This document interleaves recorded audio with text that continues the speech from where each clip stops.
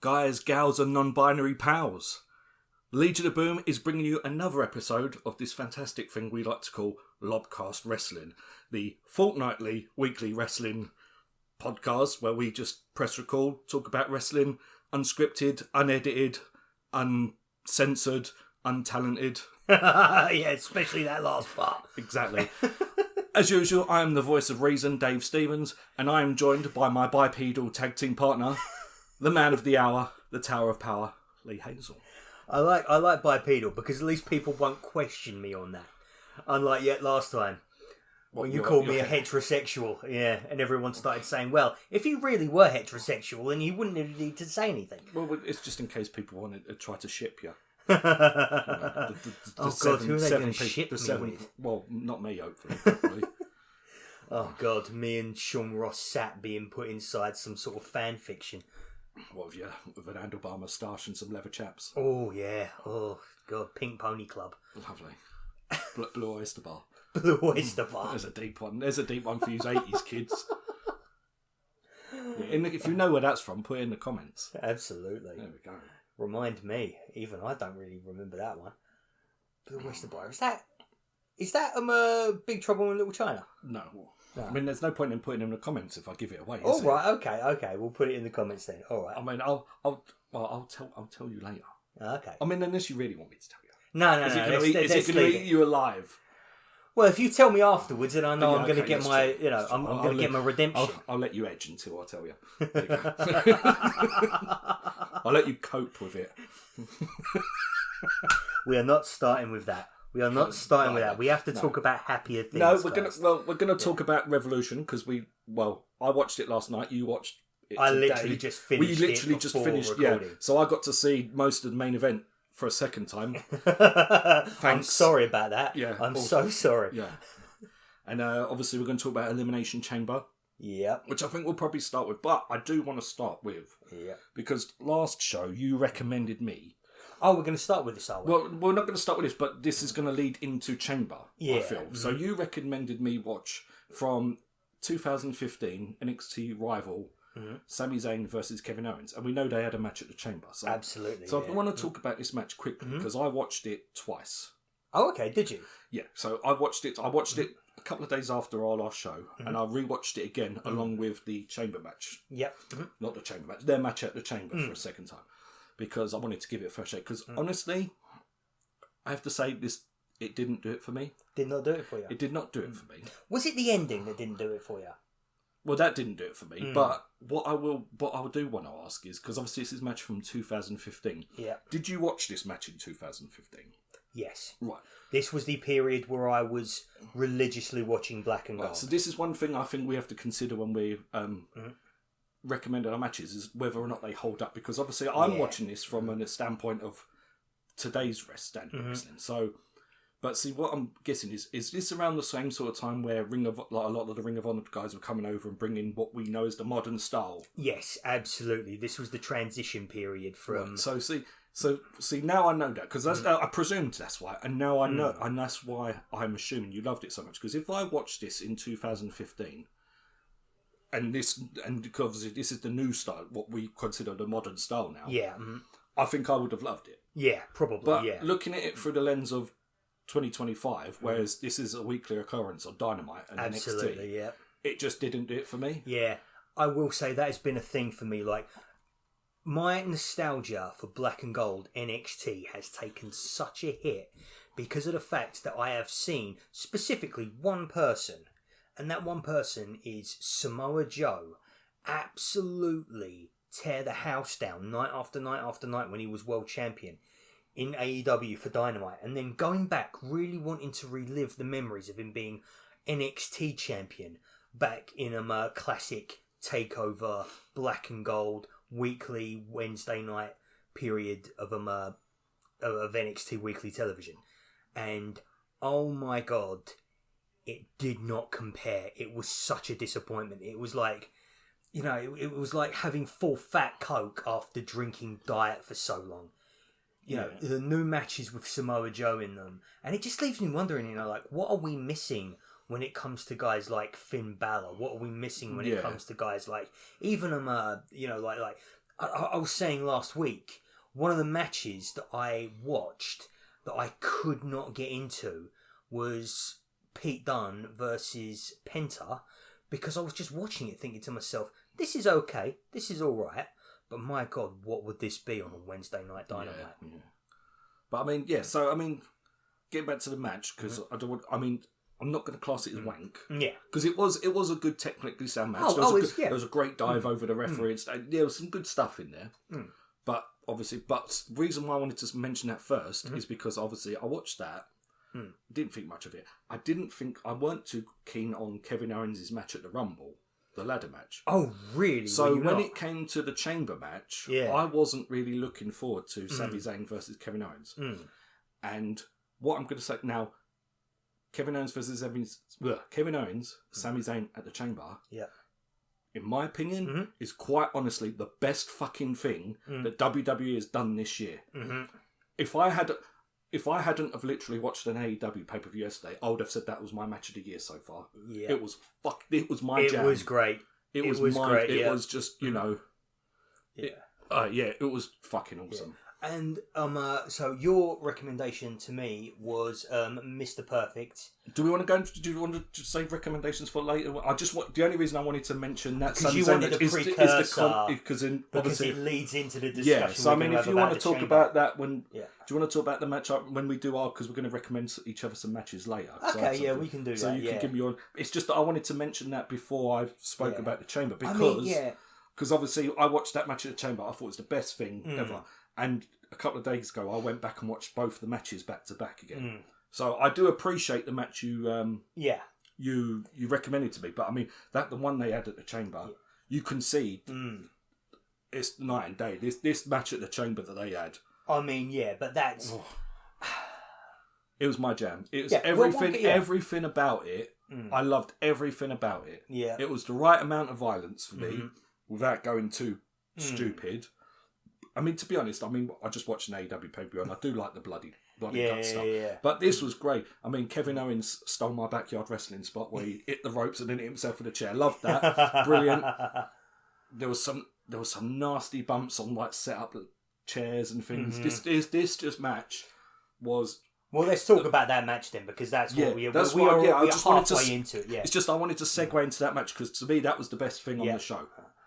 I mean, apart from the whole, we'll talk about the angle at the end. I still think even with the angle at the end, this is still by far the best thing. This is the best thing WWE has put on all year. Yeah, absolutely. In my opinion. I mean, a lot of people said that the ladder match, I actually really liked it. I thought a couple of the spots were very, very nasty, and at least one of them, I don't know how you rehearse the idea that you're going to end up with Kevin Owens looking like he's an ostrich with his head in the sand in a ladder. So I genuinely can't think of that as being anything else other than just the purest of luck.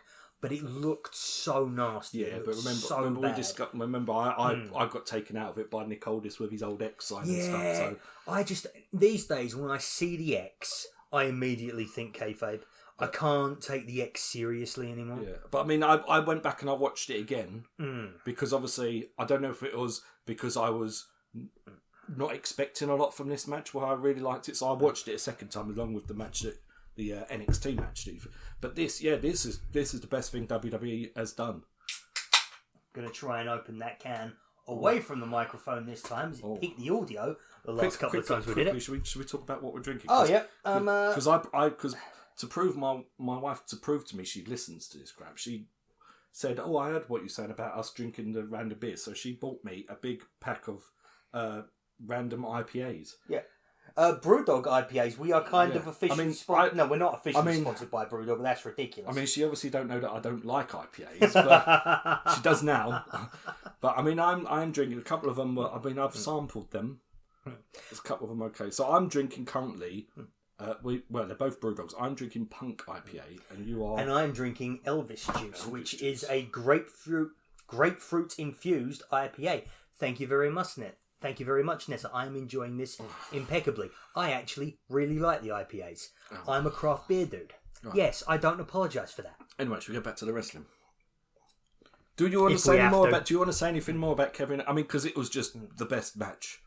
There is one thing I have to say about that match, and it sort of ties into the into the angle post Elimination Chamber, and it's just there was only one time the entire chamber event that anybody properly bled the whole time, despite the fact that there were 2 Elimination Chamber matches and one of the most gloriously violent. Did they bleed in the Kevin Owens match? I don't. Did they? No, they didn't. No. There was only one time the entire Elimination Chamber show that anyone was bleeding the whole time, and it was Cody Rhodes in the very last segment. Yeah, but that's because they had clearly saved the. Like they said, it's not going to be special if everybody else bleeds. The problem with that... because of that untrained wank job fucking eating him, was it? I think it was a blade job. I think Cody Rhodes did a proper blade job. Because, weeks ago. Yeah, I mean, okay, I understand his father was a big blade job guy, so he might want that to be special for the big, newsworthy angle at the end. But Kevin Owens, I mean, firstly, you've got 2 Elimination Chamber matches. And if you're going to have chamber matches without blood, then you can't complain when people say that they've lost their edge, that they've lost, that their teeth have been filed down, that they don't have a dangerous element anymore because nobody bled in those matches. And then the thing that really pissed me off was the fact that Kevin Owens, in one of the best bumps in that entire match, took a barbed wire steel chair to the face. Oh, what about the drop toe hold? It was just gross. It was the right amount of violence. It was just... Exactly. But if you're going to take something to the face, like barbed wire, you sell that by bleeding. Yes. But I was so pissed off at the end of that because I am not a fan of the whole you have to do it sparingly and you can only let it happen in the main event thing. I mean, obviously you want people to see. This is the reason why I liked the Owens match now is because... I mean, I do like my fight. I know we discussed, was it last show or the show, how, in my old age, I don't know if it's that. It's just that with this match, there was a lot of violence. Yeah. But, see, I can watch a match with a lot of violence, but at the end of the day, I know that they're going to go home. Yeah. You weren't taken out by the idea that anyone was in danger. Yeah, I mean, the fact is that I don't mind. They can smash each other with God knows what. They can do blade jobs and bleed. But... there's a way to do violence that looks gruesome. Yeah. And it's a few cuts and bruises, but they're going home. You know what I mean? I have taken it upon myself to basically adopt the idea that I am not these people's mothers.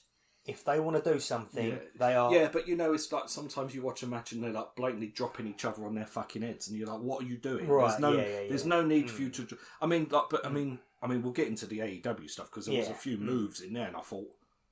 There's one in particular we have got to talk about. There's 2 moves. So I thought, why are you doing... I mean, but they done them. They executed them very safely. I have to say. I wasn't scared for... But, yeah. I mean, when it comes to Chamber, that Kevin Owens thing, for me, best thing. Should we actually talk about the Chamber matches? Chamber matches? Or do you want to... Should we talk about the tag match? Because I don't know if you really want to talk too much about the tag match. Oh, I was going to say, so we decided after last week we weren't going to touch on everything that happened. Well, the only thing I want to say about the tag match is God bless white jumpsuits. That's the only thing I want to talk about the tag match, and then I think we'll leave it at that, shall we? Yes, Dave. We'll leave it at that. And I shall close the curtain of discretion upon the rest of this scene. You agree with me. The people on the other end of this microphone will never know whether I agree with you or nostalgia. Not. Nostalgia. It's nostalgia. I was going to say, very definition of a piss break match, unfortunately. Just with so much other stuff going on, whether I liked it or whether I didn't. Oh, no, I don't have to talk. I just wanted to mention the white jumpsuit. That's all. Okay, all right. We all know what this match was for. GBYJ, I suppose. Yeah, that was good fun. Yeah. But we were here for the chamber matches. One thing I do want to know about chamber matches, because obviously I've not been watching for many, many years. When the fuck did they start putting crash mats in the chamber? Oh, they've been there for a while now. What a load of bollocks. Do you remember literally when I said this a few minutes ago? I was talking about like, you can't complain if nobody bleeds in a chamber match. Then nobody can complain when people say that the teeth have been taken out.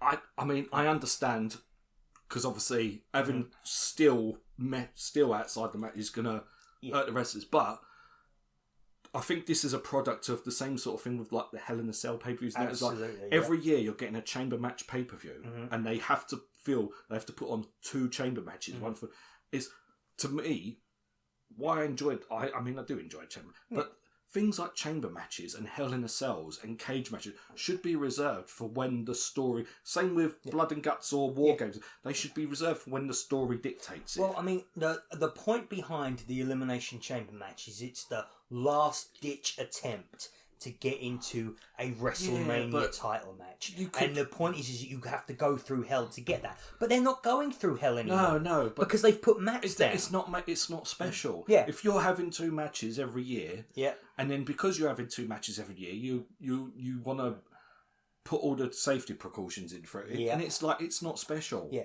and the thing is that if you were going to sanitize the chamber, honestly, get rid of the chamber. Just have a match where people are in pods on the outside of the ring and they get opened every, I don't know how much it is. Is it every 5 minutes? Is it every 20 minutes? I don't know. You're sounding like early 2000s TNA nonsense now. Yeah, well... let's have a King of the Mountain match. Well, I mean, like, the point of the... Let's have a Judy Bagwell on a pole match. Yeah. Well, I mean, like, there are 2 parts of the Elimination Chamber. One part is the even brutality. the pods, they didn't even do the pods right, did they? Didn't go dark with the... so they ruined it. Yeah, I think... If you're going to have a chamber match, it should be because you've got 6 guys or 6 girls who hate each other, and there's, Oh, really? Because that's why I think if you're going to do the chamber match, keep the element where people come out one at a time. But if the chamber match is going to be sanitized, just get rid of it. That thing looks like a hell of an expense. Just do it when the story dictates that you should do it, and then you can do it properly and do it violently. Absolutely, yeah. Because you're not... Because that's the thing. You've got to protect your athletes if you're doing 2 of these every year. Yeah, I understand that. But if you're going to do one like every 3 years because the story dictates it, then you're going to think, well, we'll do it properly. Well, I mean, and this is the thing. So, starting to talk about the opener of the show, the women's chamber match. Yeah. I was pissed off pretty much from the absolute beginning as the entrances were happening. Because back in the day, when people used to enter the chamber... What they would used to do is they would feel their hands around the chains on the chamber. They would have a look at the pods. They'd have one last look around the chamber. Make the chamber special. Yeah, they would think to themselves. You could read the expressions on their faces. Oh my God, what have I gotten myself into? Whereas this year you had CM Punk putting his little strip light up 3 or 4 times. Yeah, I understand. Yeah, they didn't do any of that. But see, that's what happens when you have 2 of them every year. It's not special. But that's the thing. This is the thing that really pissed me off. In the chamber, the 3 faces who were in the chamber, Bayley, Bianca, and Naomi, as they were making their entrances, Bayley and Bianca started dancing to Naomi's entrance music and started calling out to him, going like, "Hey, you go, girl, we love you, we're all going to go to WrestleMania." And it's like, no, that's not I understand the move. Bianca doing it because they're tag team partners. But Bayley did it as well, and that was just, it was so bad. It was like, don't get me wrong, it got better as it went along, but that put me in such a mood. For me, this match, I think that there was many spots with Bianca and Liv that were really good, especially that hair whip. Oh, I think that in this match, everyone else was kind of superfluous. It was only when we started seeing the interactions between Bianca and Liv Morgan, that's when this match their spots were was good. best. And then when it was just down to them 2, this match got really good. Yeah, I mean, the match, I enjoyed the match overall. I mean, I didn't enjoy the beginning because I was actually starting taking notes. And then I realised the reason why I'm not enjoying it is because I'm faffing around taking notes. So I just threw them out the window and just enjoyed me wrestling. And then I started enjoying the show. But yeah, when it got down to Liv and Bianca, this match got really good. But I mean, even before that, they're because I think like the hair whip and things like that were before it was down to those 2. So all the spots that they done were really good. And I enjoyed this chamber match. It was good. It's just that, if you're going to do 2 of these a year, the point of the chamber is not special. I mean, and I hate to say this because I think that Roxanne Perez is really good, but I feel like She was a bit wasted. It was like her and Bayley felt quite superfluous. And you had that angle at the beginning, and you know, the thing where Jade Cargill came down, and everyone thinks that she's going to start beating up Liv Morgan because she thinks that Liv Morgan is the one who injured her at the end of last year. But it turns out she thinks that it's Naomi, and a lot of people are saying that, actually it was Bianca, but Naomi's getting blamed. And well, it's Naomi. And I'll be honest, guys. Melodrama in my professional wrestling is not the thing that I'm in for. But that's the thing. I mean, this match, it's just a case of the men have got a chamber match, so the women have to have one. Whereas this could have been 3 separate singles matches that could have all been really good in their own right. Absolutely. And one of the things that I really didn't like about the Jade Cargill angle was the fact that in order to have Naomi get carried off on a stretcher, Jade Cargill was basically just doing moves to her that are going to happen to every single woman in this chamber match. Jade Cargill is still green, though, isn't she? She's quite green, yes. But like the point is that, you know, she was just using the chamber like anybody else would in this match, and that ended up after about 30 seconds with Naomi getting carted off on a, like, you know, you've not done anything special to her, and you've got the commentary. It got better as it went along, but I think me complaining about WWE commentary is going to be such a thing with me. Well, but before we get on a big that, because I actually did enjoy this match. I enjoyed it. It took a while, though. It took a while to get into it. I enjoyed the whole show, to be fair. So let's get on to, because we've talked about we've talked about 3 of the 4 matches. So we'll get on to the men's one. I mean, I don't know if I've really got much to say about the match itself. Yeah, it was perfectly fine. It was entertaining. It was good. I'll be honest. I thought that I'd have a lot more to say about it than I eventually ended up. Yeah, doing. It was a good match. Everyone was fine in it. I mean, to be honest, when Cena won, I mean, obviously we didn't see the. I just thought, well, why the fuck didn't he win the Royal Rumble then? Yeah, because he won the Chamber. Exactly. Why the fuck? Like, and the Royal Rumble is the more prestigious of the 2 events. Yeah, I thought. When Cena, I mean, obviously this is before we saw the angle, which we're going to talk about afterwards. But Cena wins the chamber match, and I thought, why the fuck didn't he just win the Rumble? It would have made Jey Uso seem a lot better if he would have beat these 5 other guys. Yeah, and also, I've got to say, Jey Uso's booking in the last few weeks has, to me, not justified. It's just wank, isn't it? Yeah, it's bad. It's just wank. It's just like, and now he's feuding with A-Town Down, and it's like, this is the program that you've put Gunther in. Know what? I mean, all Jey Uso is to me, it's 10 minutes of Raw. I can fast forward until he actually starts talking or wrestling. Yeah, I mean, because I'm not interested in watching him and Michael Cole and that just fucking. I'm not interested in watching the crowd amuse themselves. Yeah. Well, then again, apparently not a lot of people are either, because the ratings on Netflix for Raw have apparently started tanking. I do. Yeah. I mean, that's not something I want to get into. A lot of people might just be watching it delayed rather than watching it live. I mean, probably they are. And honestly, ratings is not a particular topic that I want to get into the habit. I mean, Raw is a bit wank anyway. But I mean, the match itself, it was fine. I was a bit disappointed CM Punk didn't win, to be honest. Yeah, I'll be honest, that was because I thought, well, there are things that I have to say. I know a lot of people are excited about the revelations that happened after this match, but I have concerns. Should we talk about the revelation? So, I mean, essentially, we was going to hear from. So John Cena wins the chamber match. Cody Rhodes comes out because they're going to fight now at WrestleMania, and then the final boss, The Rock, comes out to see whether Cody is going to sell his soul, which I don't know what the fuck this silliness is. But anyway, he comes out, and then essentially Cody Rhodes literally tells The Rock to go fuck himself, which I thought was quite funny. Yeah. Especially with John Cena giving it the silly like Muppet faces in the background. That's quite funny. Only for John Cena to turn on Cody, kick him in the nuts, and join with The Rock. Yeah. And then I'm assuming, rapper. Someone. Who is he? Who's this guy? What's his name? And there was some other dude in the ring as well who decides to smack Cody in the head and bust his eardrum while he was on the floor. Wank. But Yeah, so essentially, John Cena... We need to start a tally for how many times you say wank. Probably. But John Cena's a bad guy now for the second time in his career. Yeah, oh yeah, because remember, kids... He started off as a heel. He started off as a heel. He did not start off as a face. This is not the first time that John... A lot of people keep saying that he's never been a heel before. He has. He started as a heel. He just hasn't turned into one in 30 years. Yes. So what did you think about this angle? Right, firstly, it's a very exciting development. Yeah. And I know that a lot of people are very excited by this. Was it executed well, though? Oh, here comes Lee to piss on everybody's chips. Go on, shit all over it, Lee. Shit all over it. Because I enjoyed the angle myself. I enjoyed the whole show. I enjoyed the angle. Right, I don't know what the rapper dude was doing in the ring, but... I mean, to be honest, I didn't mind. It was just normal WWE stuff. Were you spoiled by the fact that John Cena turned heel before the show happened?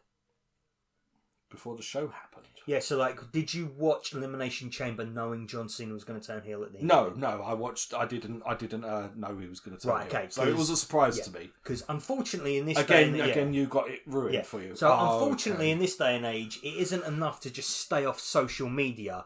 As soon as I turned on my television, my smart TV recommended me YouTube videos going over why John Cena turned heel. And I was like, oh, for fuck's sake, I have to turn on my television just to watch the bloody show. And now I can't even do that without getting spoilers. But anyway, so I watched the Elimination Chamber. We'll have to buy you like a little capuchin or something to turn the TV on for you. Yeah, so I know, don't spoil it. Oh, God. What you should do is you should train yourself to navigate the TV menus with a blindfold on. That's what you should do. See, on my smart TV, there's a button that says Netflix on it, so I could just turn the TV on, not look at it, and just press Netflix. That's what. And that's going to have to be what I do from now on, because I've got the same kind of button. Anyway, so I watched the Elimination Chamber match, knowing that John Cena was going to turn heel. Yeah, that probably fucked it. And I was like, wait a minute, hang on a second. But he's joined with The Rock, so surely The Rock has done stuff during this match to help John Cena? And he didn't.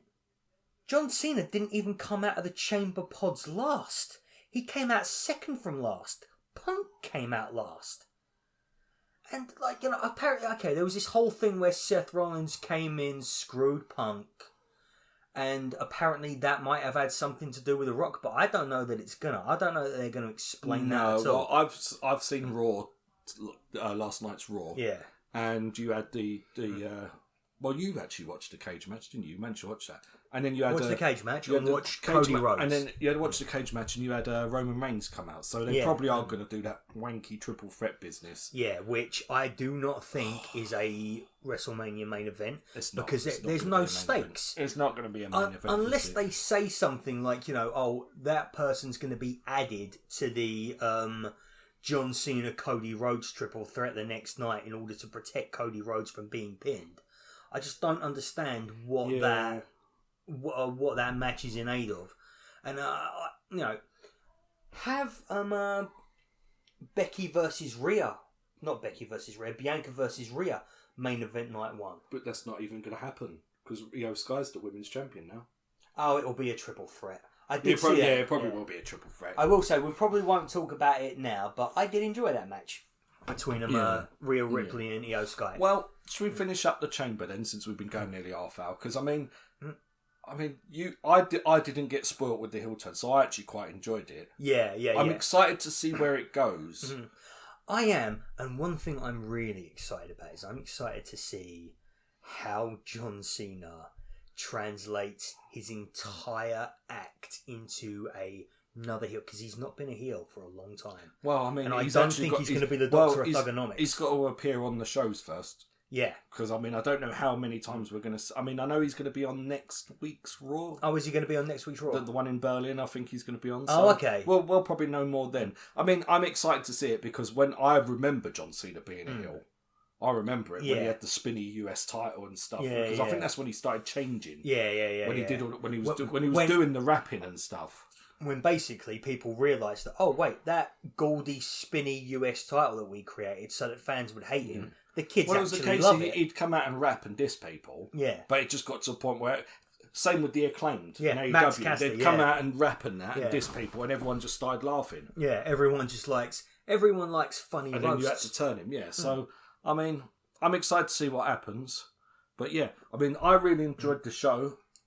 I thought there was a match of the year match on it. I thought easily this was the best thing that I had seen. The whole event was a great event. It's the best. It's the best show and the best match I've watched in WWE. Yeah. And honestly, I feel like even if I hadn't, considering what people's reactions to this show have been, I think I'd still probably hold that opinion even if I'd been watching WWE pay-per-views for the last year or so. No, it was very good. But I mean, I thought there was a match of the year on there, but then I watched AEW Revolution last night. Yeah, absolutely. And to be honest, I'm going to get into the main event, but barring the main event, this was one of the best pay-per-views I've watched. Oh, absolutely.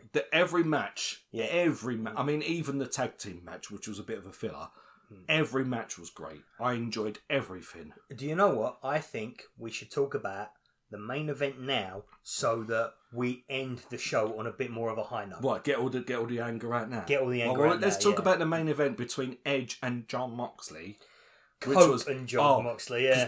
I would love to call this match wank. I would love to but this match was just fucking shit. That's what it was. Sorry if I peaked your audio there, but I'm so angry with this match because apart from the tag team match, every match on this show could have main evented. Absolutely. Every match on this show had Mercedes Moné and Momo could have main evented every this match on this show had a better storyline, is more deserving of a main event program than this wankery. Yeah. This absolute fucking dog shit awful. Yep.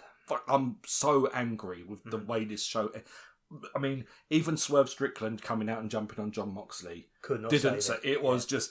It was slow. It was slow. It was boring. The story was boring. This is the comparison that I was thinking in my head. Because we've literally watched this show. We've watched the ending.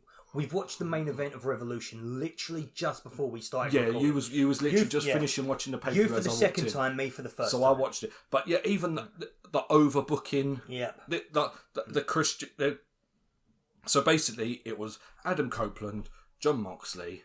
They decided to do the silly New Japan, forearms to the head, which, to be honest, I find very boring. You need to do that in a more intimate setting so you can hear the smacks. Because if you can't hear it, it's pointless doing it. It works in the underground in North London it works in New Japan because the Japanese crowd are quieter crowds. They like to sit and watch. They're not quite loud like the American audience. So it works. You couldn't hear them smacking each other. It was boring as fuck. It was slow. You'd think... I mean, how old are these guys, Lee? Jon Moxley is actually younger than you. He's younger than me? Yep. He's 39.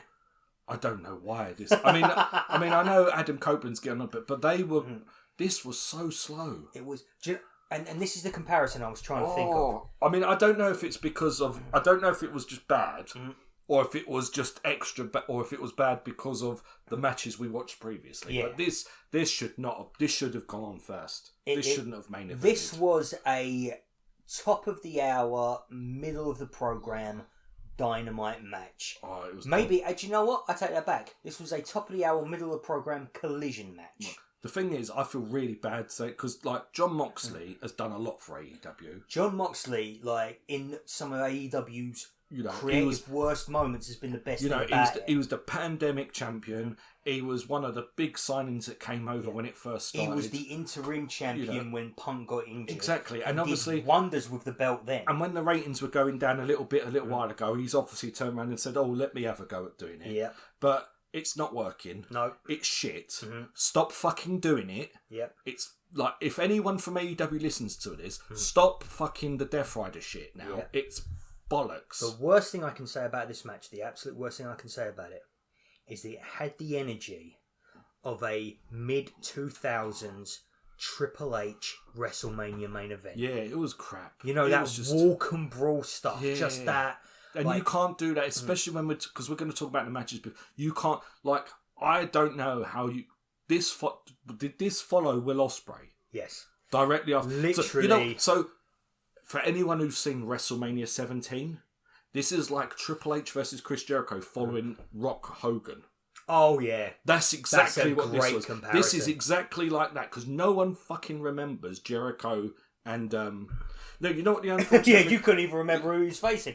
you know what the actual unfortunate thing, but like see WrestleMania 17, no, it was 18, WrestleMania 18, wasn't it, Rocco? So the thing is, no one really remembers Triple H versus Jericho WrestleMania 18.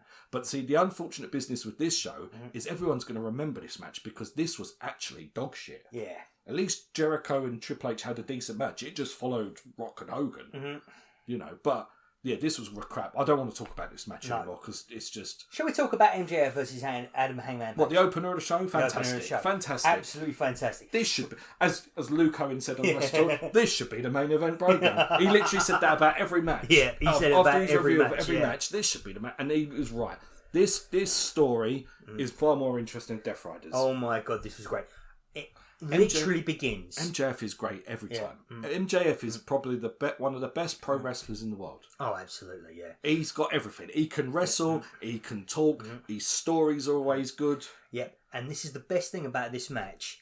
It was great, and it's chapter 1 in what will be a years-long saga between these two competitors. Please put the belt on it. Yeah. Put the belt in it.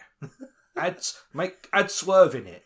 Just keep John Moxley away from it. Spoiler alert, this will be a theme throughout the rest of this show. Yeah, this was good. This was great. Great opener. So one of the best... So from the very beginning... It shouldn't have been the opener. John Moxley should have been. Oh, but yeah, this was a great opener. One of the things that I want to say about the... So MJF makes his entrance, but before he makes his entrance... Old Hangman Page music. Yes. Yeah. Old Hangman Page music. So the significance behind that is the fact that recently Hangman Adam Page has changed his music so that he has a more heelish entrance because he's been playing a more heel persona for a while. And then MJF geniusly starts playing Hangman Adam Page's face music from when he was the biggest baby face in AEW. And everyone I'm just going to clarify because I know a few of our friends don't watch wrestling, so they don't know what face and a heel is. I'm just okay. All right. A face is a good guy and a heel is a bad guy. Yep. Done. We'll carry on now. Don't need to explain that again. No, but yeah, so Hangman's been acting more face. He's been leaning towards a face character. He's done recently. some things that he's not proud of, including... Yeah, he's turning a new leaf, is what we're getting at. See, Hangman Page's stories are always very slow burners. Yes, very slow burners, yeah. But in this case, it really pays off because Great. One of the things that Hangman Adam Page has done recently is he has retired one of my absolute favourite wrestlers of all time, a guy called Christopher Daniels. Now, it's not a tragedy that this has happened. Christopher Daniels is clearly... And he's about 60. He's getting on. He is about 60 though, isn't he? He was doing the indie style of the 2000s indie style of professional wrestled wrestling. in WCW. Yeah. Christopher Daniels has wrestled in every major North American company apart from... Has he even wrestled in WWE?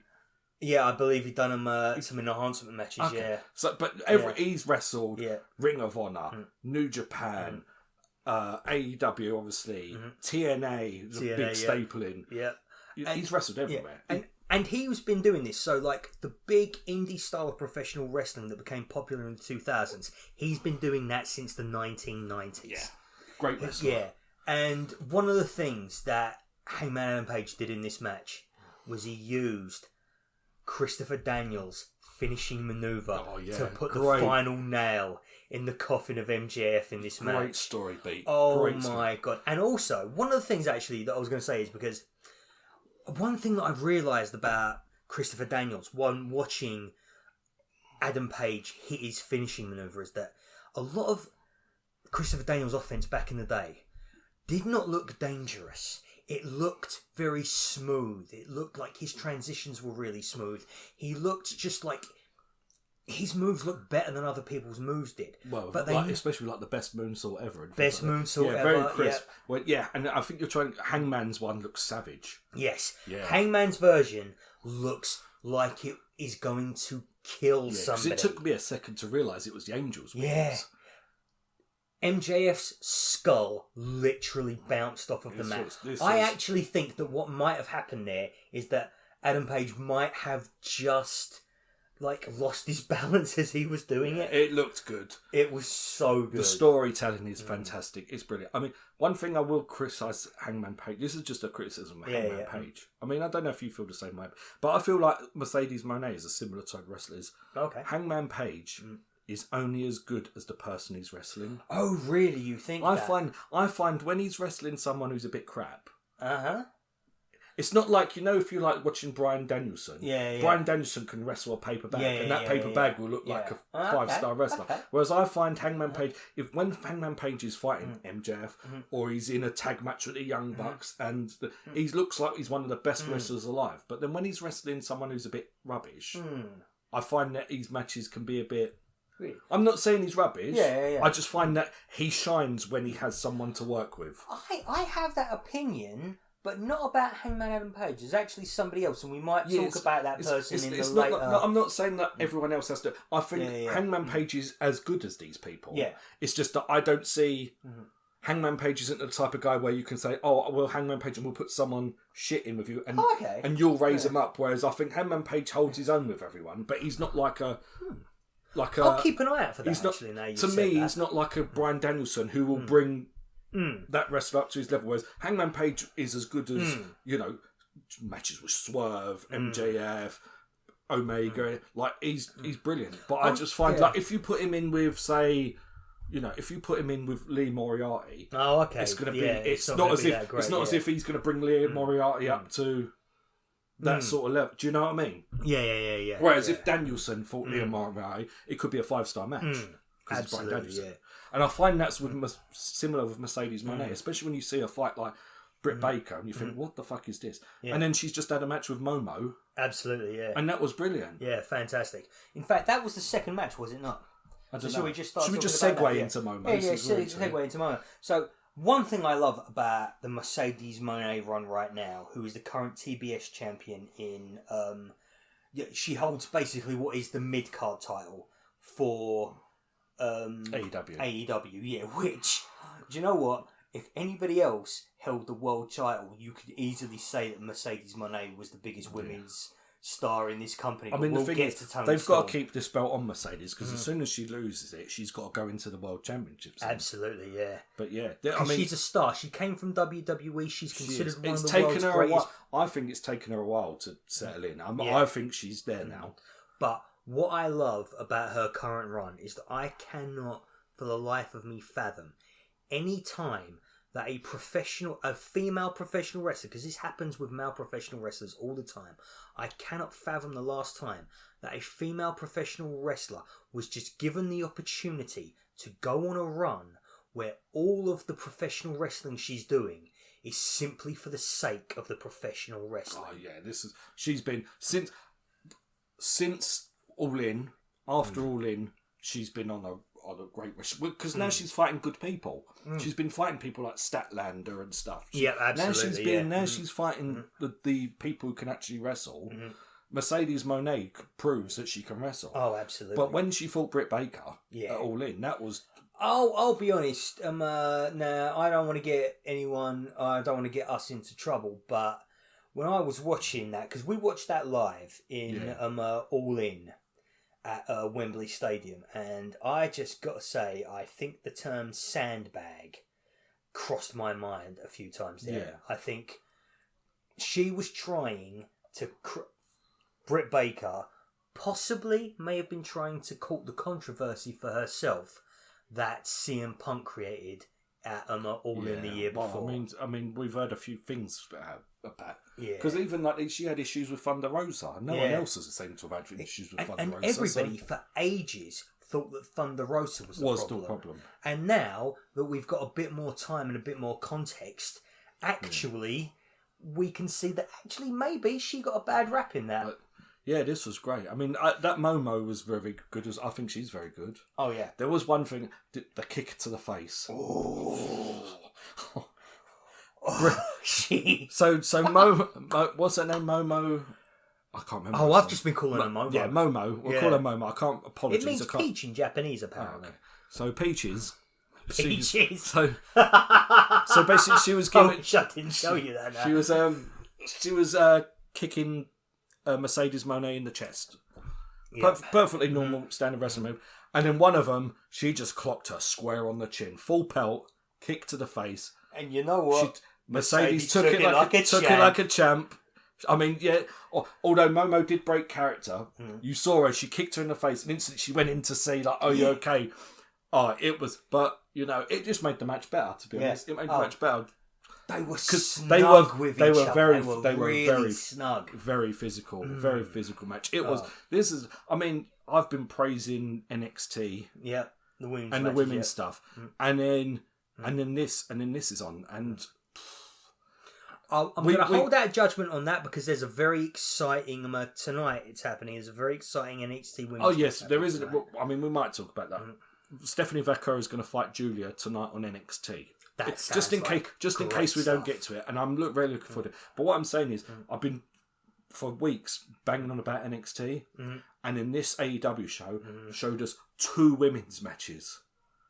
That were just I'm going to talk about pissed all over some of that NXT stuff. Let's be honest. So I mean, this match is good, and so I'm just going to segue straight into the other women's match then. Okay, then I'm going to say something straight away. We had Toni Storm versus Mariah May for the AEW Women's Championship, and again, this was fucking awesome. I've got 2 things to say about this match. Firstly, it should have main evented. Yes, it totally should have main evented. It even ended with the words, the end at the end of it. Why? I mean, I remember we was running through the card on the last show, weren't we? And this was down in the main event, and I thought, that looks a bit weird. But no, this shouldn't have been the main event. Why did he not put this at the main event? Why did he pussy out and not put a women's match at the main event? Secondly, this is my favourite women's match of all time. This was yeah, I mean, considering that Mercedes Moné match was great, this was I mean, this was one of my we'll get on to Will Ospreay, but this was my favourite match of the night until Will Ospreay. This might be my favourite match. I mean, Will Ospreay's probably a better match technically. Dave Meltzer will, cream his pants over it. But as a personal choice, this gave me the same feels as the Kevin Owens match I watched, just with more fucking violence. And women bleeding all over the place. This was fucking great stuff. One of the best spots that I have seen in my life. And one of the reasons why this is because it's so easy to be a professional wrestling fan in this day and age when the art form has reached such an apex that you think to yourself that I can't see anything new anymore. I've not seen anything new. They showed me some new stuff. And then they bring out an ice bucket full of champagne and they tape up their hands like they're in Rocky 3 or something like that. Was it like Rambo? No. Yeah, Bloodsport. Rambo, right. No, Bloodsport, yeah. Not Rambo. Yeah. I'm thinking of the Hot Shots where they took where the Rambo took the piss. No, I'm thinking it's like Bloodsport. It's a Van Damme film, isn't it? Yeah. They wrap their tape, they wrap fist around their tapes and it's sticky tape around their fist. And they put it in a bucket full of broken champagne glass. Yeah, dip the tape in the glass. Like taped fists, glass, and start punching each other in the head. Yep, and it's like the femme version of a Jean-Claude Van Damme film, and it's one of the most exciting. Yeah, I mean, it's tape ran fists, not fist ran tape. You got in a mucking fuddle, Lee. Oh, okay. Yeah, but I apologise. But and I apologise to you for the faux pas I made last time about bi-weekly and fortnightly, despite the fact that I was totally right about that. No, Google it, Lee. That's American English. We're British, goddamn. Yeah, I will concede. We are a gentleman podcast. But yes, I mean, this is a gentleman's podcast. Let's get back to this match because this is just, chef's kiss. There was a prop at the very beginning of the match, and it was the Hollywood sign on the ramp, and then Mariah May turned it up and it was a table. And I was like, I had my head in my hands and thought to myself, this is the only match on this card that could have followed, because we're going to get into Will Ospreay in his cage match. This could have followed Will Ospreay and I would have accepted it. This was so good. This is the best women's match I've seen. probably ever. Yeah, it's my favourite women's. Yeah, this is so good. It's going to be in my top 10 of all time. This could be on one of my matches of the year. Yeah. If we do like a top 10 list, this could be on it. Good lord, this could easily be on it. Yeah, absolutely. I mean, I thought Kevin Owens' match could have been on it, and this is in the same vein as that Kevin Owens, but this was better. This was better than Kevin Owens' match. I will concede that point. I need to concede anything. I agree with you.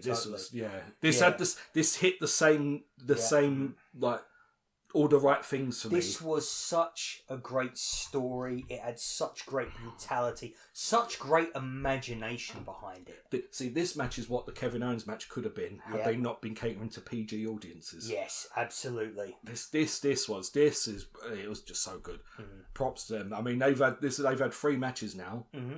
And bearing in mind, one of them was technically a TV match. That Australian match was technically a TV match, and that was fucking awesome. I love that as well. Yeah, honestly, the one that we saw live at Wembley Stadium, that was awesome as well. Yeah. They've had 3 matches all through. I mean, I would love to see that. I mean, I'm hoping they give it a break now for a bit. Oh, but absolutely. I hope they come back to this again in the future. I kind of hope that Mariah May retires after this match because I want her to sell this match for the rest of her life. Oh, this was. I mean, Mariah May is fantastic. Mariah May's great, yeah. And one of the only... We are London-born, London-bred, and London has not been greatly served as far as professional wrestling is concerned. I actually saw her in Dartford wrestle. Oh, did you? Mariah May, yeah. She was as close to me as you are now. Oh, wow. Oh, that's cool. Yeah, she came out the crowd and she was fighting right next to me and Ness. That's awesome. In Dartford. Just before the world shut down. Oh, really? Was it? It was like the February just before the world shut down. Oh, I'm so jealous. Yeah. Anyway, right, so let's figure out what we're going to talk about next. There's another 3 matches at least I want to talk about. We'll do 10 seconds on the tag team match between the Hurt Business and the... Yeah, so that was one of the matches that I watched while I was eating my dinner today, and it was fine. All right. It was fine. I mean, very definition, just like in Elimination Chamber, tag matches. I mean, had I been booking the card, I would have put Moxley and Edge on first. Uh-huh. I would have had... And then after Will Ospreay and cage match, I would have then put this tag match in as the buffer between, and then put Tony Storm on last. Absolutely. But this was a perfectly fine tag match. I wish it had been the Murder Machines and not because I think that the Outrunners momentum has kind of stalled a bit. Yeah, I like the Outrunners. You know what? I mean, the Hurt Business, their music, piss me and Ness, we hate it. You hate the Hurt Business music? Oh, we hurt people. We hurt people. We hurt people. Are you annoyed yet? We hurt people. We hurt people. Like, come on, Lee. That's it. That's all. You can't even hear my laughter over the microphone. We hurt people. I've got into that like silent laughter that you only get when you're really tickled. It's fucking awful. It's fucking awful. We hurt people. Yeah, but it's monotone. It's not. It's just the same. It's like someone's recorded it once and they've just copied and pasted it. Do you know what? Now you've said that, I'm not going to like it as much. I don't mind it. I mean, I hate it. Ness hates it, but when it comes on, I make an effort to sit there and go to Ness. We hurt people, and she gets wound up. We have spent entirely too much time on this match already. Yeah. It was fine. Another 10-second thing. I don't think that Okada and Brody King was as good as Okada and Buddy Matthews. No, you know what? I was expecting. I was surprised it to be when this came on because I totally forgot this was actually going to be on the card. Yeah, it was fine. Mm-hmm. I would have liked to have seen Brody win it. Actually, it would have been nice, but but I think what they're going for is it's going to be Okada versus another person who has perhaps got themselves some gold and merge those belts. Had I been booking this card, maybe I could have put this in between the cage match and the main event as a buffer. Could have been perfectly fine match. Mm-hmm. Yeah, I don't really want it. What else was on this match? Right. So there are 3 matches now that do warrant a little bit more discussion. We have Kenny Omega match. Kenny Omega and Konosuke Takeshita. That's it, Konosuke. There's a lot of hard consonants in that. You know, I should know that. I watched Demon Slayer. Konosuke I'm sure that's the name of one of their characters. We've got Carl Fletcher and Will Ospreay, and we've got Swerve and Ricochet. Let's do Kenny Omega first. Okay. Because Kenny Omega and Konosuke Takeshita. Yes. For Sorry, the guys. eight- We have had a few beers. We have had a by few this point. libations, yeah. I mean, So, I'm now yeah. on Hazy Jane is the one I'm on now. Yeah. And I'm still on the Elvis juice, but then Yeah, but again, you're on that's that's because your he's second Elvis Yeah. juice, though, isn't it? and the Elvis juice is quite strong. I mean, I would have announced what I'm drinking, but we was in conversation, so I mean, I don't know what I'll have next. I'll probably have one of these yellow ones next. Anyway, that's enough beer talk. Let's talk about Kenny Omega winning the International Championship off of Konosuke Takeshita. Absolutely. Great match. Yeah. Great match. And it's one of those matches where it's like, do you know what? I can't actually. Well, actually, you know what? This wasn't even Kenny Omega versus Konosuke Takeshita. This was Kenny Omega versus diverticulitis. Oh, yeah. It was the main character in this match. Because I said some things about Kenny Omega's match. Look, I said he looked a bit slow and all that, didn't I? He didn't in this. Nah. He did. This was classic. He was up to speed. This was classic Kenny Omega. This was so good to watch. It was so nice to watch Kenny Omega Yeah. in top form. Yeah. And his biggest selling, so context for the people who don't watch wrestling, who are our friends, we have dragged into this world. Kenny Omega is one of the world's greatest professional wrestlers. Not just of this generation, but ever. And he has been out for a solid year because he has had diverticulitis, which is an illness of the intestines. And he had 2 foot of his intestine. Yes, he had 2 foot of his intestine removed, which, as Don Callis pointed out, was the part of the intestine that absorbed all the nutrients. So Kenny Omega no longer has the ability to absorb any nutrients. But I have no idea if he's real been or through not. that and he's come back and he is. Yeah. He's older, but he hasn't lost a step at all. So he is selling whenever he gets punched in the gut like mad. And and he did this so effectively, even though I knew that he was probably doing it entirely as a part of the entertainment.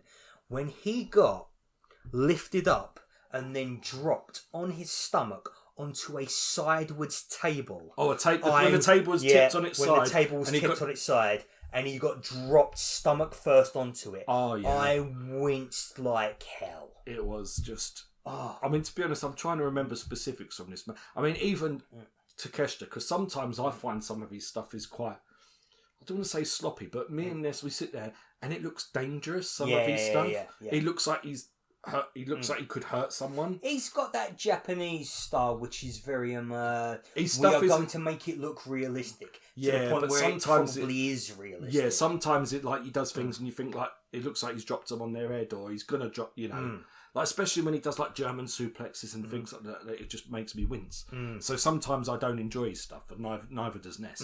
But he was on form with this one. Absolutely, he was on fire. He was on fire with this. This was so good. And this, for me, exactly like the Hangman Adam Page versus Hangman Adam Page versus MJF match from the previous night. This is like chapter 1 in what will be a years-long feud. I don't know, because they've had a few bits. But... They've had a few bits before, but I reckon that one day this won't be over the International Championship. This will be in a big main event pay-per-view for maybe the New Japan IWGP Championship. Maybe it'll be for AEW's Championship. It was and good it stuff. will be even more epic than this. It was. I mean, to be honest, I'm watching this. This could have been one of my matches of the night until we started getting.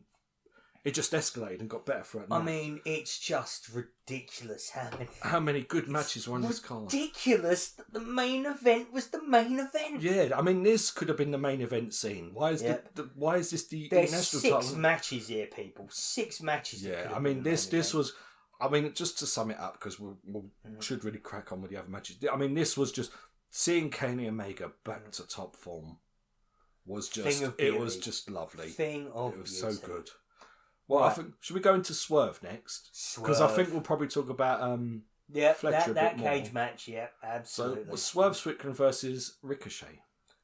Now I thought that this match was great, and I genuinely thought when I saw it, when I finished this match off, that this would be my match of the night. Yeah. Oh, how wrong well, that's the I thing. was. It's like I thought Kenny Omega was my match, and then I saw Tony Storm's match. I thought, oh no, this is match night. Then I saw this match. I thought, no, this is.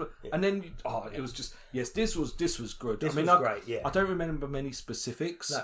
So what I will talk about is the vibe of this match. Yeah, because I find that Swerve Strickland is always good. Yes. I don't see. I mean, it's just a shame that he lost the title when he did. Because when he lost the title, I mean, I know it was Danielson's time, but I felt he started really feeling like a world champion at that point. So I hope, because obviously he won this match, he's now the number one contender.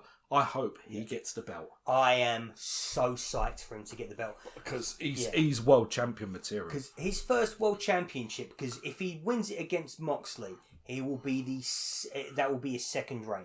His first reign should have started earlier than what it did, because he should have been the one to take it off of MJF. I love Samoa Joe, who actually was the person to take it off of MJF, but I feel like his first few title defenses, he should have had someone a bit bigger for his exactly. First. And I feel like if he if they started earlier, it would have been better. Yeah. Ooh. Oh, okay. Yeah. No, sorry. We just got an alert for something that we need to talk about later, but that's fine. We're good.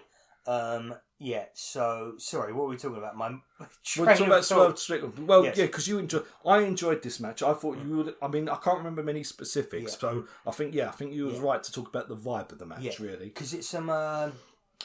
So the vibe of the match for me was the fact that it was the relationship between Swerve Strickland and his manager Prince Nana. Now, one of the things that's been going on is that Swerve Strickland's opponent in this match, Ricochet, has been disrespecting his manager really badly. And one of the things that he's been doing is that he has taken the robe that Prince Nana has worn for years. It's a ceremonial robe, but also, quite specifically, it was the robe that he gave to a guy called Jimmy Rave, who was a fantastic wrestler back in the day, had some really good matches in ROH and a lot of great matches on the indie scene. And unfortunately, had to have the majority of his limbs removed, amputated, and as a result of the infections that came with that, died in 2001 at a very early age. And it was a very tragic story.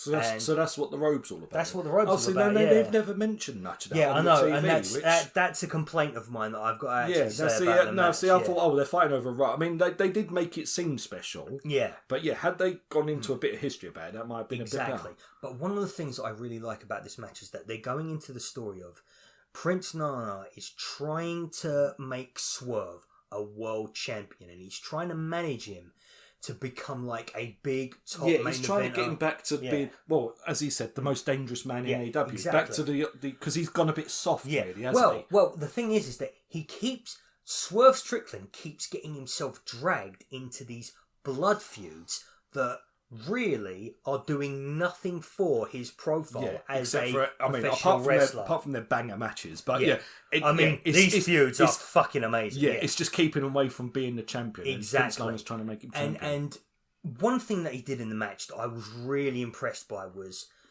Swerve Strickland pushes his manager away from him. And usually in a spot like this, especially if it's done in WWE, and I don't want to make this a WWE versus AEW thing, But we will. We will, because let's face it, that's the day and age that we live in. Because I'm going to say it now, because AEW's are pissed all over WWE's fucking breakfast. Let's be honest. Last night, they nearly shit the bed with Moxley, but otherwise, they pissed all over it. Yeah, so absolutely. NXT, sort it out tonight, NXT, because I'm hoping for some big stuff. Yes, really good. Yeah, we like NXT, so we want that to work. Yeah. Anyway, get on with your vibe. Go on, let's vibe out. So, right. What they would usually do in WWE is they would make it an accident. They would always say, he didn't mean to push him, and then the person he didn't mean to push would think, no, you did that on purpose, and it becomes this real schoolyard thing. But no, in AEW, they made it so that Swerve Strickland absolutely meant to push his manager away. And his manager was like, no, I'm not having this. Fucked off. Sort this out yourself. I am off. Yeah.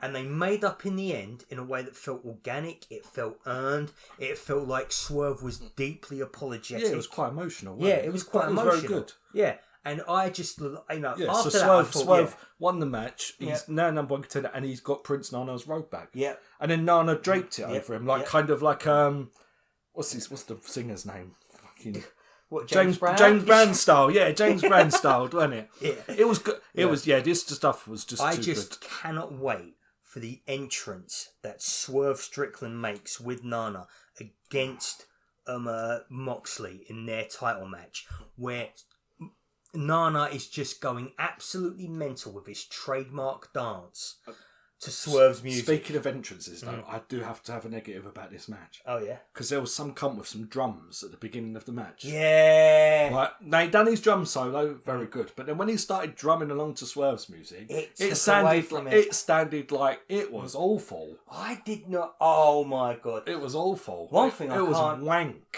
One thing. That's what it was. One thing I can't believe you haven't talked about during us talking about this match. The one of the actresses from the 2016 Ghostbusters movie. Oh yeah, she was a joke. What's her name? I forgot her name. You enjoyed that? Did you enjoy that? It made me laugh. It did make me laugh. I thought you were gonna hate that. No, it made me laugh. It's nice to see someone in the front row getting into the bloody wrestling. Do you know what? I mean, she was a bit over. I mean, don't get me wrong. She was is very over top American style, but it was nice to see someone getting into it and having a good time. It was it made me laugh. I forgot her name now. Leslie Jones, I believe. That's it. Yeah, she's in the female Ghostbusters. She's like SNL, isn't she? And also, the naked bloke inside the trunk in The Hangover was there. The naked bloke. Oh, the doctor. The doctor. Asian Yeah, guy. Yeah. But he goes to a lot of wrestling. fella? Yeah, he goes to a lot of wrestling. Oh, does he? Yeah, he goes to. Oh wow, I didn't realise that. Yeah. He's a mark then. Oh, he's one of us. Oh, that's cool. Yeah. Well, speaking of marks, I totally marked out for the next match we're going to talk about. This is the last one, I believe. The last one, I think it is. I mean, to be honest, once I've talked about this match, we're not going to want to talk about. I don't think I need to talk about anything else on this show because we had Will Ospreay in his first ever cage match against blood rival Carl Fletcher. And fuck me, this was perfection. My God. Sorry for the swearing, but I mean, I'm just so this show was just so good. Oh, good Lord! This match was perfection. It started up. It was just because Will Ospreay, for those who don't know, is very he does a lot of high flying stuff and things with ropes. And there was so many things where it's like he went to do a springboard. Yeah.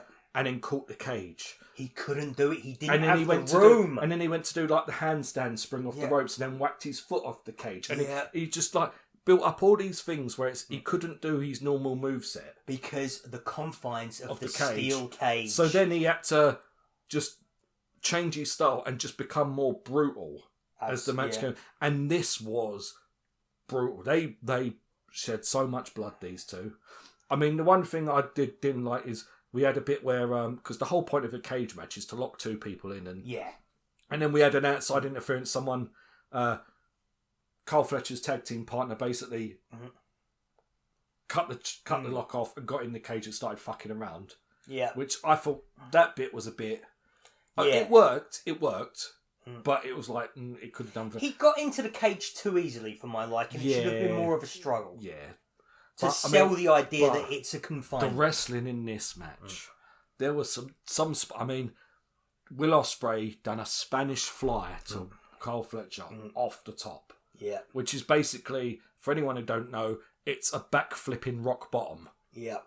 It is one of the worst moves to take as the person giving it, performing the move, as well as it is for the person who's receiving it. And they done that off the top of the cage, and oh my God. This just everything. Just this match. Everything about this match. It was so... I mean, I got to watch this match again because I only watched it last night and there was so much on the show. But this was the match of... This is my match of the year so far. Is it your match of the year? I think so. This is... I mean, it's definitely going to be on that shortlist. Yeah. I mean, I can't think of many matches that have been better than this year. Yeah. I mean, and if there are, they was all on this fucking show. To be honest. Yeah, absolutely. Yeah. Yeah. I mean, even. Okay. Yeah. No. I mean, I will say, there's only about 9 matches on this show, so we can give Sami Zayn versus Kevin Owens. A show, yeah. So it's the 9 matches on this show, and Kevin is the top 10 of the year so far. Top 10 of the year so far. Well, no, saying that, no, one of them 9 matches is Moxley and Edge. So. Oh yeah, no, we've got plenty of room then. Apparently, we got vacant. We got vacant space. We've got a vacant space. Yeah. So a Stephanie Kerr match can go on there somewhere. Yeah. Oh yeah. But no, this was. I mean, I don't know if I can talk about because it's just so. If you haven't watched this match, go and watch this match. Mm-hmm. Like, just, we're going to recommend some matches in a minute. We're going to do our little thing where we recommend some matches to you. But this will be our number one recommendation. But you watch this match. Mm-hmm. Watch this fucking show. And then when this match is finished, turn it off. Mm-hmm. That's my recommendation. I'm trying to think of, because we got the spots at the beginning. And we've got the Spanish Fly. I mean, even silly details. Carl Fletcher's kick pads were stained red. Yeah. They were the same kick pads he wore when he last beat up Will Ospreay. Oh, he still had his blood on him. He was licking Will Ospreay's blood off the cage. Oh, it was so disgusting. Oh. It was so good. Oh. This match was ace. Absolutely. And then it ended with one of the most brutal moves, the Tiger Driver 91, I think. 93 or 91? 90 something. I'm not good at remembering. I mean, this move. Speaking of this move, because we did say a couple of moves. This was one. One of them was the invertebrator on the table that Swerve Strickland done to Ricochet. That was naughty. That was naughty. But that was perfect execution. Perfect execution. These wrestlers are so good. Yes. Why are they not in the main event? Swerve Strickland done a perfect invertebrator on. Why is he not in the main event? Why is Carl Fletcher and Will Ospreay not in the main event? Why is Hangman Page? Why is anyone apart from this stupid Death Riders business? This, I mean, I don't want to carry on. I mean, this. I don't know what to say about this. Dynasty is going to be something special because it's going to be the end of this saga. I mean, to be honest, Revolution is always my favourite pay-per-view of AEW. I absolutely. I mean, I wouldn't be surprised if some of these matches on it. I mean, I'm going to have to go back and look at some of them, but some of these are definitely going to be on. Will Ospreay's. Yeah, I mean, Will Ospreay's going to have a load more matches this year because he normally has like 8 of the top 10 anyway. So. You sound a little bit like the other Dave there, Dave. Yeah. I mean, me and Meltzer, we love it. But I mean, don't get me wrong. I mean, we were saying about Kenny Omega being one of the best wrestlers in the world. Yeah. Will Ospreay. Yeah. Is Will Ospreay probably is that right now. Probably is. In ring, definitely. Most definitely. Carl Fletcher is. He's getting up there and all. Carl Fletcher. And here's the thing: Swerve Strickland is, God willing, your next AEW champion. He's one of the best wrestlers in the world. But he is, and I was thinking about this to myself. He's actually like the third person that I want to see be the next champion. Yeah. Behind Will Ospreay and Adam Page. Swerve's got the character work. Yeah. Which I have to say, I never used. For me, Swerve Strickland got good when he stopped doing the gangster shit. Yeah. Because when he was doing the gangster shit, it was just like the. It was quite generic. For me, like when it comes to like these rap gangsters, things. It's just stupid. It just comes across as stupid. If you're gonna, to me, the only type of gangster stuff that's kind of good is like the Italian gangster stuff from like what we used to watch when we were kids and watching stuff we shouldn't be. But like that's. But see the rap gangster stuff, I don't like it. It's a bit too cartoonish. It is. It's very silly. So when he stopped, when he got rid of the rap gangster thing and started just being like a badass, a absolute fucking G with like a capital letter.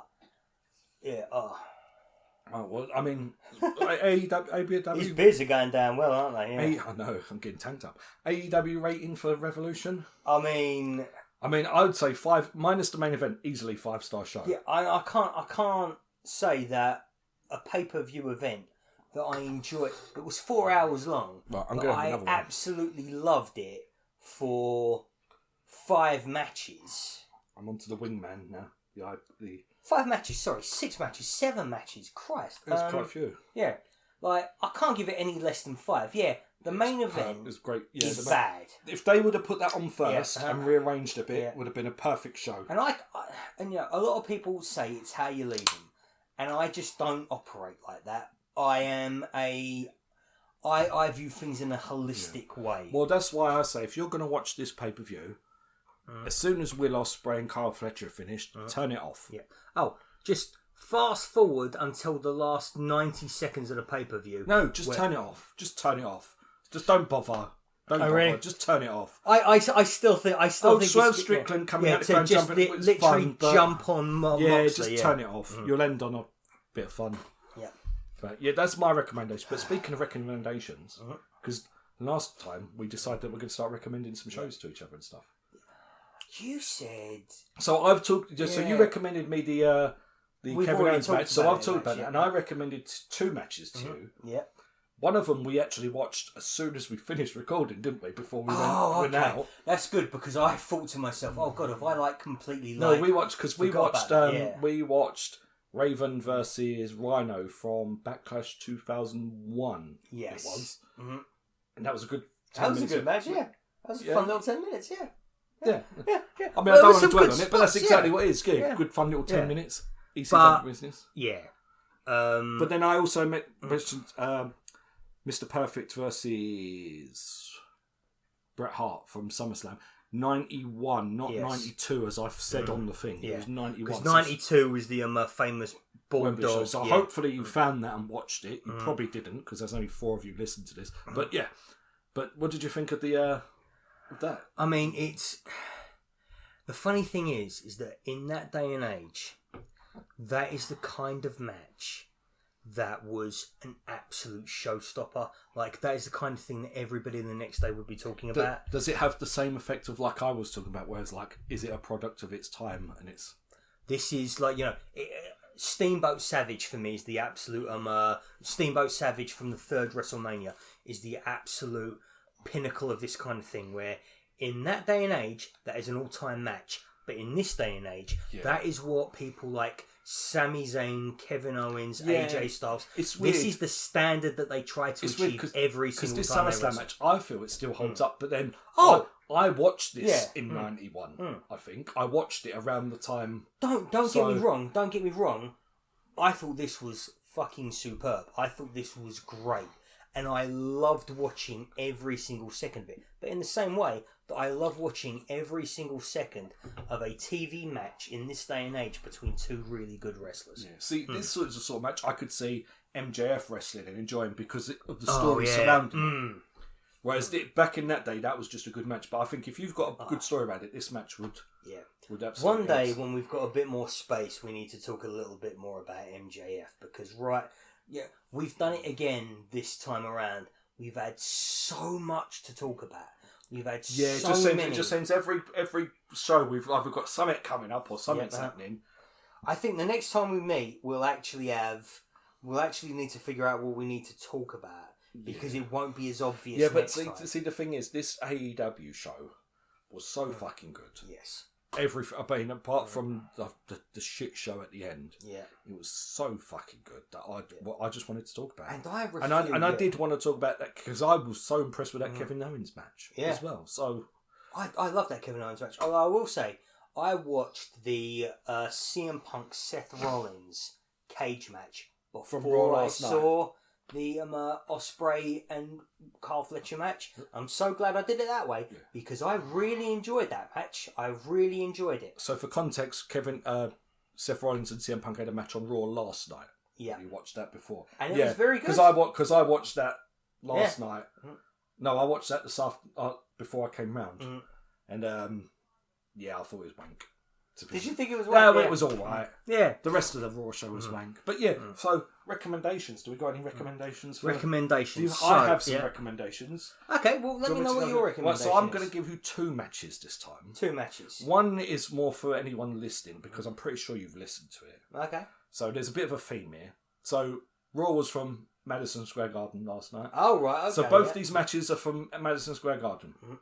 So number 1, for everyone out there, this is the one I want you guys to watch. And it is January 2000 Royal Rumble. Cactus Jack versus Triple H in a street fight for the WWE Championship. This is one of my favourite matches of all time. Legitimately one of the greatest matches ever put on. Yes. So this is. I'm glad you've given me an excuse to watch it again. Yeah. Well, I know you've watched this. So everyone out there, this is the match you want to watch. But because I know you're strapped for time, I've gone for something a bit shorter, 10 to 15 minutes fun. I think it's Madison Square Garden's game. So this match I want you to watch, Lee, is September 22nd, 1997, Monday Night Raw. The first appearance of Cactus Jack in WWE versus Triple H in a Falls Count Anywhere match. That's my recommendation for you. I hope you could hear that clapping. I tried to keep it small because I didn't want it to beat the audio, but yes. Yeah, you clap behind the line. Yeah. That's my match. So September 22nd, 97. It is on Netflix. I've checked. It is on YouTube as well. Both them matches I've just said, I think, are on Netflix and YouTube. So you can watch. Right. So one of the two matches, and I've actually got two matches for you as well. Ooh. Because I have seen right now what I believe is the greatest women's match that I have ever seen. And that is, obviously, it's Toni Storm versus Mariah May. Yeah. And previous to that, I actually felt that my favourite women's match of all time before this was on an NXT show that was before NXT even used the word takeovers. Okay. It was called Is this on Netflix? Yes, it's on Netflix. It should be, at least, at the very least, it should be. It's called, I think it's called Arrival. Oh God, do you know what? I think the Arrival, all the Arrivals, Rival. Yeah, because I think the Rival shows. It's literally the first pay-per-view style match. I think all of those are in the vault on Netflix. Yeah. So you should be able to watch it is Charlotte versus Natalya. Okay. And here's the thing about this match. This is the match that made me feel like Natalya is the most underutilized WWE talent of all time. She had an absolutely fantastic... And it's nothing groundbreaking. It's nothing like, but it was just this such great technical match between two women that up until that point, because I had not been watching women's wrestling out of Japan or internationally or in Mexico or anything like that. So for me, as somebody who'd only seen women's wrestling through the lens of the Divas eras of WWE, this was such an eye-opener. Okay, so this is like better than Trish and Lita and main event. Yeah, I will say, like definitely like from an in-ring perspective, yeah. And also, the other thing I was going to mention was that what everybody else thinks is the greatest women's match of all time is the last man standing match between Mercedes Moné and Bayley. Okay. I can't remember. I think I may have seen that one. You might have seen that one, right? Okay. So I'm going to recommend. I don't know because I'm sure I watched. There was a thing on YouTube a while back, and they were just playing NXT matches. And I think because my theme in this is basically I have just seen what I am sure I'm at, and I know it's recency bias. I know I literally saw this about an hour before we started recording, but I'm positive that this is going to be my absolute favourite women's match of all time. But so. This is my previous favourite women's matches of all time versus what I think is everybody else's who has a similar experience to me. So you're thinking the last man standing is probably the consensus, the good one. Yeah, I think that's the consensus. I'm sure it's that one and not the ladder match. Well, we'll put those in. We'll put those in somewhere in the doobly-doo down below. Somewhere. Absolutely, yeah. But we'll put that in the doobly-doo. Yeah, no, that's what we're calling in the description from here on the doobly-doo. Yeah. But Cactus Jack. Obviously, you've seen the Royal Rumble one. That's the better of the two for people who want to follow on. But the other ones, it's about 10-15 minutes of silliness, and you'll enjoy the shit out of that because Mick Foley is maybe the person that I have to thank for getting me properly into wrestling. And I think even watching it through a 2025 lens, you'll probably because I literally rewatched it again. Just to make sure the date and stuff. I thought, I better make sure that's on there. But so that's one from the archives that you should. That I don't think a lot of people have watched. Nice one. Well, one thing we've got to do is we've got to mention the socials. We've got to mention. Socials. So LOB Wrestling on pretty much everything. Yep. And that's the mention of the socials. That's the mention of something. Didn't my wife message us saying she wanted something mentioned? Yes, she did. Let me grab my phone. Yes. Right, so we are going to share this. This is... So my wife is doing the Race for Life for cancer research. Absolutely. And we are going to share the link for this on... We'll put it on our socials, we'll put it in the doobly-doo. Yeah, we'll put it in the doobly-doo. In the doobly-doo. We'll put it in the doobly-doo. Because, this... God, that is a lot of letters. That is a hell of a strong link. So, I'm not going to We'll copy and paste it. Yeah. We're inexperienced at this podcasting thing. Can you tell? We'll share it. Yeah. We'll share it. If you want to do something. So, do we want to share the context behind why this is so important to your wife, Vanessa? Yeah, it can do. Would you like me to share the context? Yeah, go on then. Okay, so, unfortunately... last year, Vanessa lost her dad to it was everywhere. It was he had stomach or esophagus cancer in the esophagus and stomach. And it was just... And so Vanessa is sharing is doing is it a walk, is it a run? I think it's like a run. Okay. It's the Race for Life. It's a major one in London. It's a Cancer Research UK so Race for Life. Yeah, so because obviously we've had quite a few run-ins with the shit. With them, years, cancer is there's been a bit of an shitification as far as cancer. Well, so, we lost her dad. I had cancer. Yeah, we've had a few other people battling it as well. So I'm actually quite proud of my mum recently for quitting smoking for the first time in more than 50 years of her life. So anyway, we're gonna stop with the saccharine sensitive stuff. Cancer sucks balls. Yeah, if you fancy giving supporting, especially if it's in your balls. Yeah, well, yes, true. If you fancy supporting my wife, we'll put the link in the doobly-doo. Watch the matches we've suggested. Watch AEW Revolution. It was awesome. Turn it off before the main event. Watch what is it? Is it Roadblock tomorrow on NXT? Something like that. We'll probably talk about that next time. And in a couple of weeks. Hopefully it will just be a normal week of, because good lord, it has been packed. We have gone the longest we've ever run at 1 hour. Yeah, we're in super Fergie time. We're in super Fergie time. Good lord, but we've had a good time. We've talked about what we want to talk about. Should we sign off? I've been Dave, and I've been Lee. None of us are Steve. None of us are Steve. This has been LOB Cast Wrestling. Oh, let's leave that completely with that context, shall we? Yeah, fuck off. Fuck off.